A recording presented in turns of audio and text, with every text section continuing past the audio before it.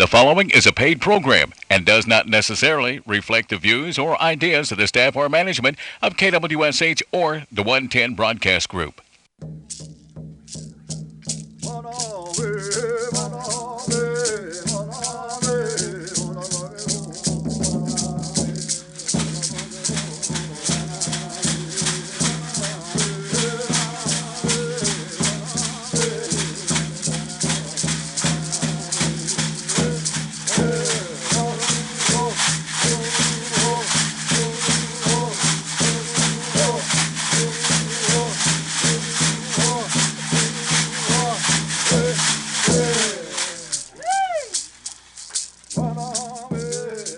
It's Stone Go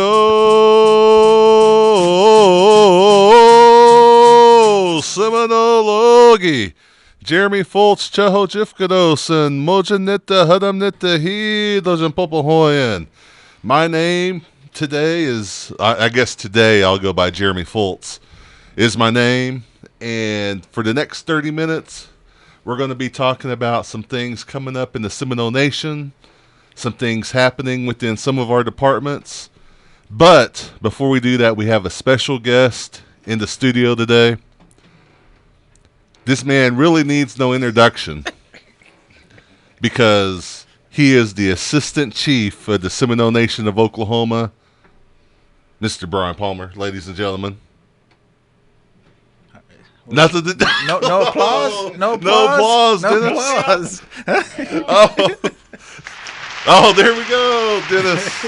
For the save. Chief, how you doing today? I'm doing well.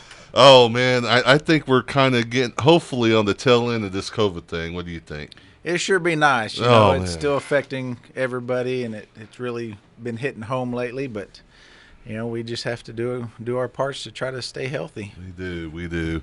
Well, again, like I said, Chief, you need no introduction. You're always welcome here on the radio show, but you are sitting in the hot cherry right now. I am. And so when Bill sat there last week, I asked him what he did. When Delaney sat there, I asked him what he did that weekend. So, Chief, what'd you do this weekend? Well, it was, you know, a long weekend, and it was nice yesterday to be able to reflect on Dr. King's work, but did a little house cleaning, got to spend a little time outside in the weather, and got the Christmas tree put up finally. Good deal. Yeah. Did it? That's how far behind I am. You know, there used to be this saying a long time ago that your Christmas tree had to be put up by January 1st. You know, my family didn't put the Christmas tree up last year until September. I was like, why do you guys even have it? You know, why are you putting it up? Yeah, it's only 4 more months. And you can just leave it up all year. In my defense, I did move it from one room to the other. Oh. So it just wasn't put up. Oh, okay. Yeah, no, they just left it in the living room it was like the year of COVID, they just left it up. I don't know if it just spruced up the place or maybe lifted morale, but yeah. Never know. So, Chief, how's it going this morning? It's going well. You know, it feels like a Monday, but it's Tuesday. It is. And you brought up a good thing. You know, yesterday we observed the Martin Luther King Jr. holiday, and also an advocate for Native rights, that what he did. And I don't know if you had a chance or not. Did you see anything that the governor said yesterday? I did, you know, and y'all don't want to get me started. I don't even like using that term. Yeah. I know you said you had a monster, so I won't ruin the monster. I downed half a monster on the way here, so I'm a little jittery. So there's some announcements coming out of the administration coming up on Thursday. Do you want to kind of get into that a little bit? So we're holding a public meeting. It's more of a public input meeting, but also to just bring awareness to the guidelines that we have to follow with these ARPA funds. There's been several releases of the final rule. This one just came out earlier this month. So it is the final rule on how we're able to obligate these funds. And, you know, we received these funds back late May of 2021. And so the previous administration really didn't do anything with them until we got into office on September 4th. And now that we've been able to acclimate ourselves and transition into office, We'd hoped to move forward with some of these public meetings beforehand, but with COVID and the holidays and everything else, we're just now getting to it. But we really wanted to take the time to explain and just to bring awareness to how we can spend these dollars, what we can do to have a lasting effect, and the time frame of which we have to obligate these funds, which was by December of 2024. So really, we're under the gun as far as having to get these things spent. 2 years isn't that long, and the fact that we sat on them for over 6 months before making an initial move with the household distribution, which we followed up with the ETA ARPA, and then the supplement to the HIP program that's being rolled out as well. So we still have these dollars that we have to get obligated. Looking at the past, we've had surveys done. I think it was in 2012, 2013, and a lot of that information and a lot of the things that the tribal members are asking for are still things in areas that we haven't been able to address. And so that's one thing that we would like to express is while we want the public's input and it's needed, we still have to steer this in a direction that's going to benefit the Seminole Nation for years to come. We're kind of at a pivot point. Never again are we going to have this amount of funding that we can use to have a lasting effect on our nation, that's going to benefit us for years to come. And so we really want to drive that home so that we're able to do that for our people. Good deal. So let's talk a little bit about this meeting. January 20th, which is going to be on Thursday at the Haney Center from 6:30 p.m. to 10 p.m., a public meeting will be held to discuss the remaining ARPA funds. So, and like the Assistant Chief was saying, input is needed to determine what percentage of the remaining funds needed to be allocated for stabilization of tribal government, infrastructure, and investment in tribal growth in response to COVID in accordance with the guidelines set forth with ARPA. All tribal members are welcome to this meeting. Face masks are required with social distance measures in place. And I noticed that you have a novel in front of you right now, Assistant Chief. Well, this is basically this is the overview of the final rules. Oh. The final rules, it's I believe 437 pages, and that really is the guide for how we can spend this money. There's a lot of areas that are good ideas, and it's areas that we would like to see the money spent, but some of it's just simply not allowable. And that's some of the things we want to discuss, is to get the community's input, where they would like to see it, and then utilizing a consultant to keep us out of hot water. We would like to steer these and use those comments and that input to have something that's going to be lasting, that helps us with this pandemic and helps us stabilize so that we're able to get through this and perhaps come out stronger. Where are the guidelines able to be viewed at? So right now, it is on the General Council portal. So all the General Council representatives are able to view this. They're able to get that to the band chiefs and get that distributed to the people. And it's just the overview of these guides, but it's still it's a good foundation to start on, and what basically just answers what's allowable and what's not. There's a lot of little detailed areas to where we really need some expertise as far as how to make it work, but our hopes are is that we're able to do something big with this. As a tribal member, we always hear it as kids, and now why doesn't the Seminole Nation do this or do that, or we could have had this. There's always that floating around, and we're truly at a point where we can do that, to do something that is needed. Centralizing services. Right now you have to shoot across the entire county to get things done. If we had everything centralized in one location, that's something that's going to help us, serve our people better. So, that's just one idea there. What what are some of the areas? I know in the Facebook post that came out by communications is talking about infrastructure, tribal government, and you kind of alluded to that as well as like a central location. What are some of the other areas that might come up in some of this meeting? I mean, just what I've been able to look at, the main goal of this is to ultimately, address the pandemic. Whether it's healthcare, whether it's services, stabilization, and so we've got to look at those areas and how, as a community, it's going to affect us, not necessarily as individuals. The household distribution is allowable. It's great. We were able to get that rolled out, but now we need to look at the big picture and long term of what we can do that's going to have those effects that help us, battle this pandemic. And so you brought up the Arpa disbursement. Mm-hmm. Is there any update you'd like to share about that? So that's still ongoing. I know there were some comments that individuals felt like, that this money hasn't been distributed is going to be spent, and that's simply not the case. A percentage of the ARPA funds that we received were put into an account. It's placed there for the duration of the distribution, which is until, unless General Counsel changes it, until December of 2024. So rest assured, if you have not received your ARPA distribution, that it's still being processed. To date, we've distributed over $30 million. We anticipated about $37 million to be distributed. Tribal enrollment is inching closer to 19,000 members. And so as that continues to happen, we're going to obviously continue to do the distribution. So if you have applied and you're still waiting, they're still being processed.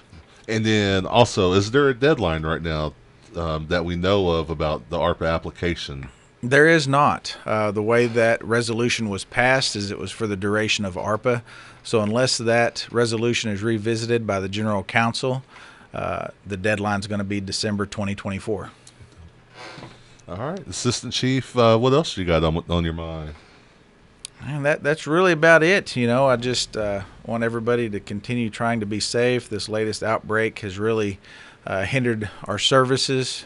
We've had over 10 programs directly affected by this latest outbreak that's really hindered our services. We've done our best to not have those occur, but this COVID it's unseen, and it's really difficult to prevent and to battle once it gets that way. Very, very contagious as well. It's in the height we were looking at maybe 5, 6, 7,000 people, and yesterday when I looked, there's 20,000 in one day positive cases, and it's a easier strain, I guess, easier to they're very highly contagious, and so we still, as a tribe, are still encouraging people to wear their masks, socially distance, things like that. And again, for this meeting coming up on Thursday at 6:30 to 10 p.m., that public meeting that's going to be held to discuss the remaining ARPA funds.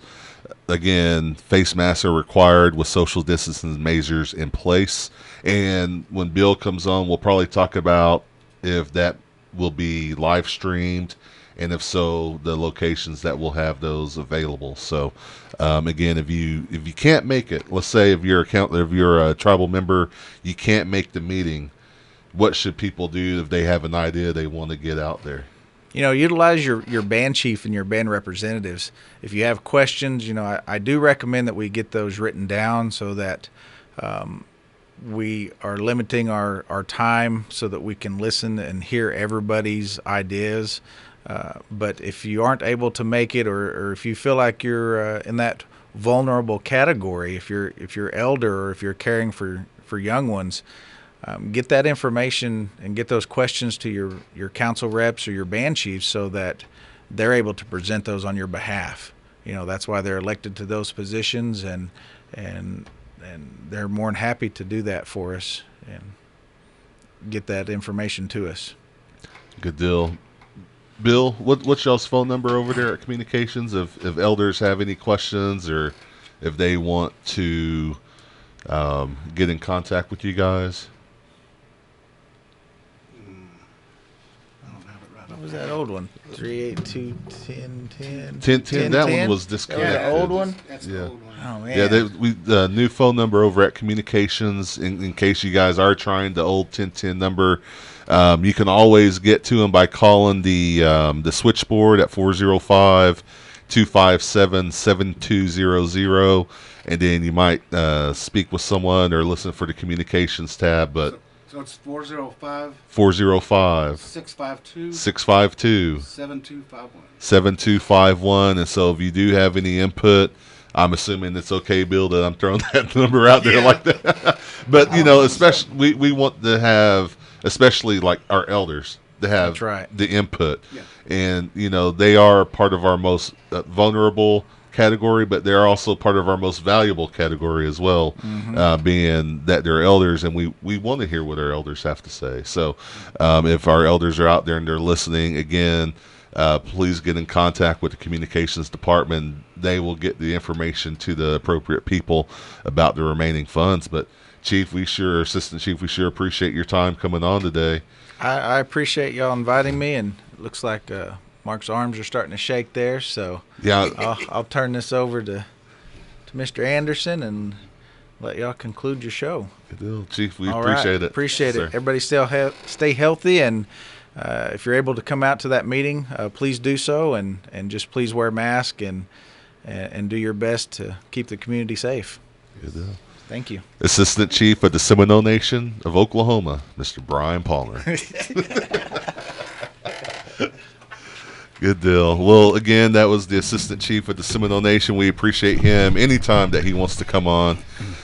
He's always welcome, and we appreciate the information that he does share with us.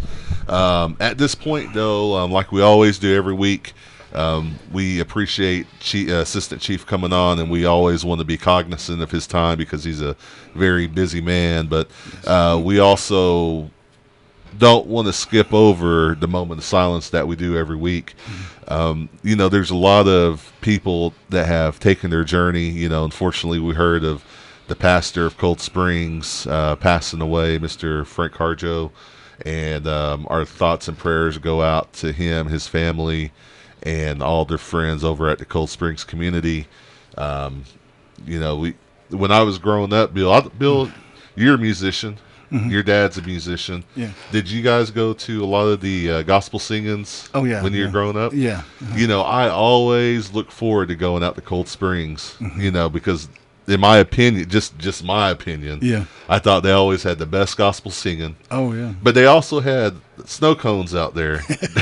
You know, everybody had the hamburger. You could get the hamburger, yeah, hamburgers, cheeseburger, you know, it was greasy. It went through the paper, and man, they were awesome. Oh, yeah. But Cold Springs had the snow cones out there, Oh, yeah. and they had a good, you know, they always had a really good mix of artists that would come out there or people that would sing. And you know, I remember Frank. I don't know if you remember him playing with the Florida, I think it was called the Florida Boys, but it was him and all them guys out there that would play. And then our friend Elisa Douglas's dad, Harry, he would play the drums. Oh, yeah. And they were like the first local native band that I remember growing up. They had a full band. You know, Keno King, he sang bass, and Oh, yeah. Keno would Yeah, have but- that real deep voice. Yeah. And man, they were probably one of my influences growing up that made me want to stay with music and keep playing with music. Yeah. But Frank specifically had this riff on the guitar that I've never really heard anywhere else, and it's ingrained in my head. As much as I heard him play, you can always hear that little ditty that he did on the guitar. Do you remember him playing any of that? You know how to play it? No, I don't. I don't. Never figured it out. And I don't know if it was one of them things to where when I was little and that was the first time I heard it, I was like, man, that is Yeah. just the best. And then you get older and you're like, oh, that's what it was. But, Yeah. you know, I never could pick it out. And Frank, when he'd always set up, and I'd seen him coming in, or we'd be at a 4 Sunday or 8 Sunday somewhere at a church meeting. He'd come in with his amp. I was like, oh, I'm going to get to hear that riff.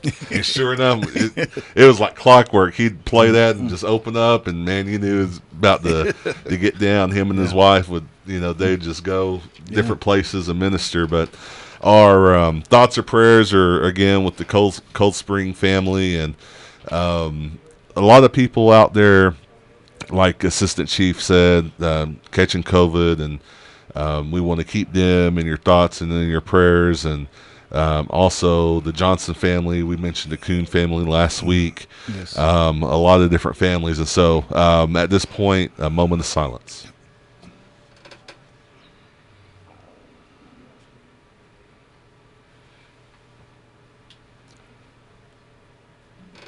Mado. And so kind of getting back into the announcements from the administration office. Bill, you guys posted this PSA. Do you kind of want to go over that? Did yours update this week? I don't think so. This ain't moving. Can we get Delaney in here to help him with I got it. So community health, the CHR? No, the PSA regarding the ARPA household distribution. I'll go ahead and read it. The TR 2021-29 passed on September 4th, and this is what the Assistant Chief was talking about as well. The General Council approved that resolution, and by doing so has guaranteed each individual applicant will receive $2,000 in assistance from the ARPA funds. And that's not a new one. That's the one that was passed. The percentage of the ARPA funds received by the nation has been set aside for that resolution. The distribution process is still being completed, and the application process will remain open for the foreseeable future, or all those awaiting enrollment. Going forward, the Seminole Nation must plan for and execute the spending of the remaining ARPA funds within the time frame set by the federal government. The federal government specifies how these monies can be utilized.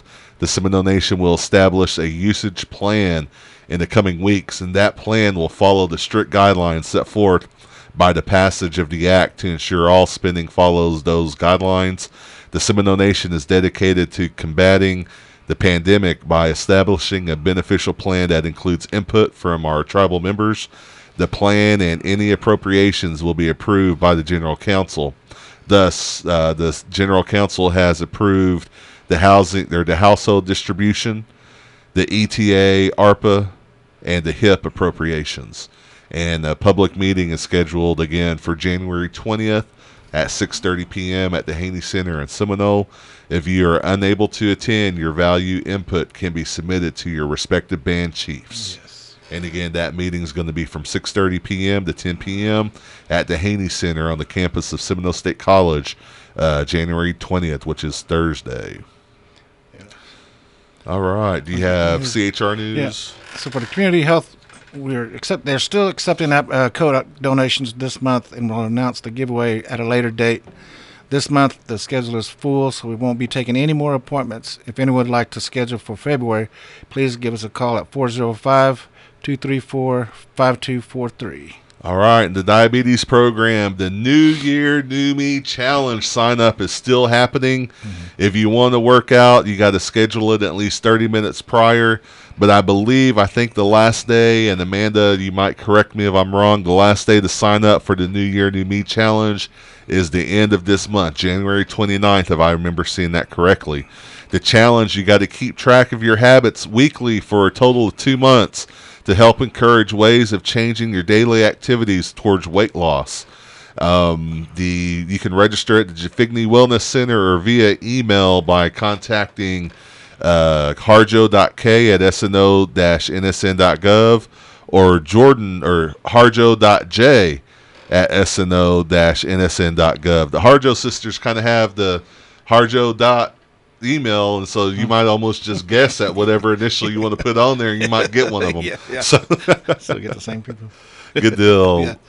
So for the housing assistant, the HIP improvement program, Seminole Nation of Oklahoma Community Development Department will be accepting housing assistance home improvement program applications beginning Monday, December 20th, 2021 through Friday, January 21st, 2022. You must be an enrolled tribal member, own or rent your own home, or have a 25-year lease. No rental property will be considered. The tribal member may live outside of the tribal jurisdiction within the state of Oklahoma.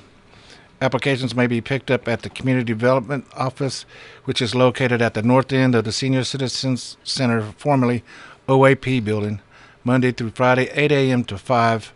A drop box will be available outside the west door to drop off applications. Applicants 62 and over may request an application be mailed by calling Community Development Department at 405-257-7267. You may also download the applications on the Seminole Nation of Oklahoma website at www.sno-nsn.gov. I think that was the longest announcement I ever heard you say, Bill.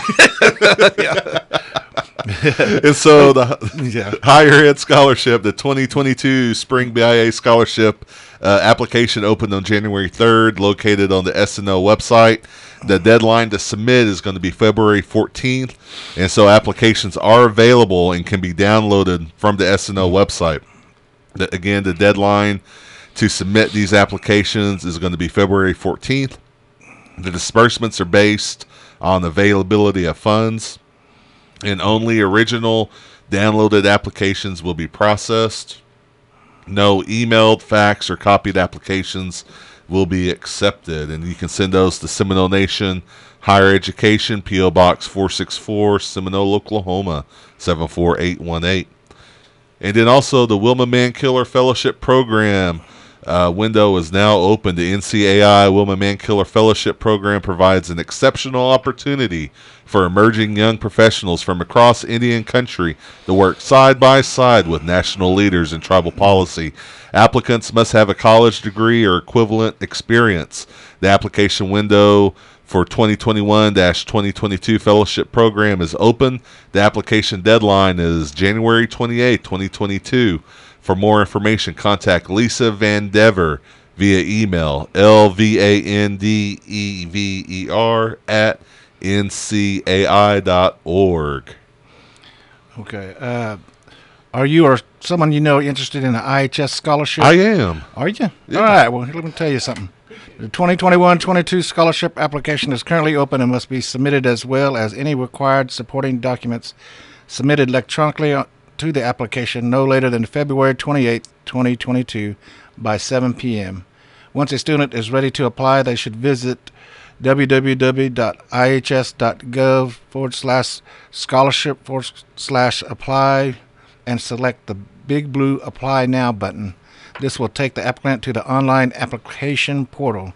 The Indian Health Services Scholarship is now open.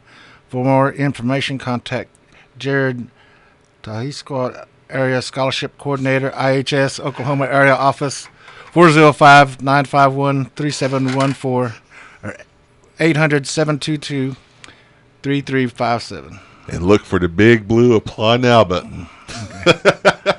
The Veterans Project, the Hall of Veterans, we've discussed this for the last several weeks. We just want to make sure everyone gets the credit they deserve, and so we owe a lot of gratitude to these individuals that have served in the military. And so we need your photos. A hall is being dedicated to all Native American military vets. Photos are needed for this project. Please send your photos to the email seminole.vets@sno-nsn.gov. Include the photo, name, wartime era, branch, tribal affiliation, and any story notes. Okay, from the Seminole County Sheriff's Office, if you work in the oil field in Seminole County, you know the well sites have been hit several times with hundreds of thousands of dollars in property stolen. On Friday, deputies Mike Wendell and Gary Brooks received a call of people stealing cable and other things from a well site in the northwest part of the county. The well site owner was able to follow the people and keep officers informed of their location. Deputies were able to catch up, and with the help of Oklahoma Highway Patrol and Seminole Nation Light Horse Police, three thieves were taken off the street. Richard Brooks was taken into custody on charges of possession, receiving, or transporting stolen copper. Matthew Grissom was taken into on charges of possession, receiving, or transporting stolen copper and failure to obey a notice to appear.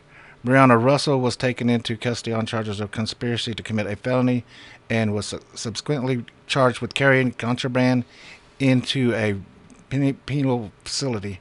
Big thank you to the well owner as well as the Oklahoma Highway Patrol and Seminole Nation Light Horse Police for their assistance. This is an arrest, not a conviction. All suspects are innocent until proven guilty. Do, do, do, do, do, do. See, I wasn't the only one that thought that, right? But Mado to the Seminole Nation Light Horse for those assistants. And so the Social Services ETA ARPA Energy Assistance that started on November 22nd of last year. Applications will not be processed electronically. The program is available to all Seminole Nation tribal members in and out of state. Of how to apply, applications can be printed off the Seminole Nation website, completed, and will be accepted by mail, fax, or Dropbox located outside of the Social Services office. Applications are available outside of the Social Services office. Applicants can call 405-257-7200, option 2, then 3, and request an application be mailed to them. And then, Bill, I think we've only got a few minutes, so I'm going to kind of highlight some things. If you're looking for a job opening at sno-nsn.gov, you can check out the career opportunities there. But don't forget, if you want to work for the casino, SeminoleNation.casino is the place to go check those job applications. And then for SINDOC, SINDOC.applicantpro.com/jobs. And then they are still looking for a full-time IT technician.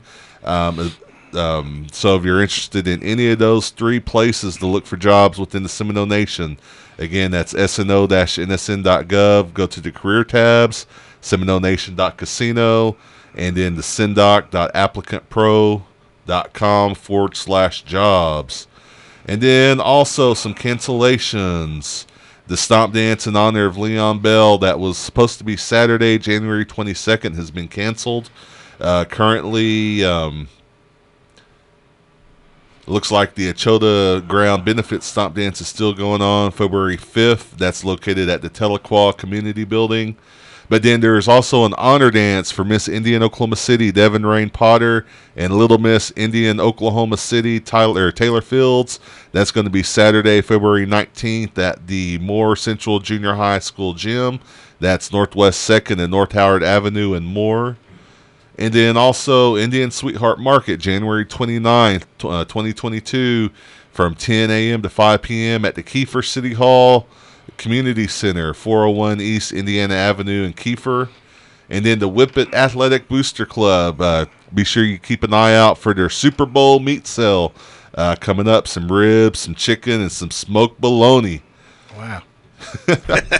And so, any newspaper updates, Bill? So right now, it's kind of being delayed, the newspaper, with the Stigler coming, people there that are supposed to come down and do an in-house training. So we're waiting to schedule a date with that. So you can still send in information if you want it to be posted in the paper. We didn't set a deadline right now because we're waiting to set a date with Stigler to come in and help us out on. Good deal. And it's almost lunchtime. Just a quick shout out to our friends over at Corner Nutrition, Alyssa, Lindsay, Carissa, and Danita.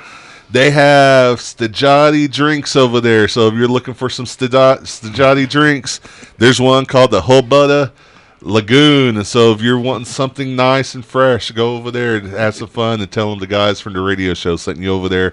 But you can catch the rebroadcast of the radio show on Facebook page, YouTube, and the tribal website for the Seminole Nation of Oklahoma every Wednesday around 8 p.m. or when Mark gets ready to put it up there. You can also have if you have news or announcements you want to share on the community and Facebook's page, or community and events Facebook page, please email the communications staff at seminolemedia@gmail.com or call. Here's your phone number right here. I had it the whole time, Bill, 405-652-7251. And as always, ladies and gentlemen, tune in every Tuesday at 11 a.m. right here on KWSH 97.7 FM or the legendary 1260 AM. My name's Jeremy FULTZ. Bill Anderson. We'll see you next week. G. Jothleys. And if you had a birthday this week, we did not forget. Assistant Chief just forced our time back, and so you guys get the special shout out. Happy birthdays, Bill. Yeah, happy birthday. Happy birthday, Brian Larney, Wayne Shaw, Destry Harrison, Mark Factor, Stacy Thrasher, Greg Lewis, Elsie Wind, Tara Goodfox, Victor Cope, my cousin Nan Harjo, Rena Bell, Jeremy Deere, Thomas Holbutta, Madeline Sanders, Cassandra McGilbray, and Luke Williams. Happy birthday, Jinhitchka Birthday. Apachki Ojibashche.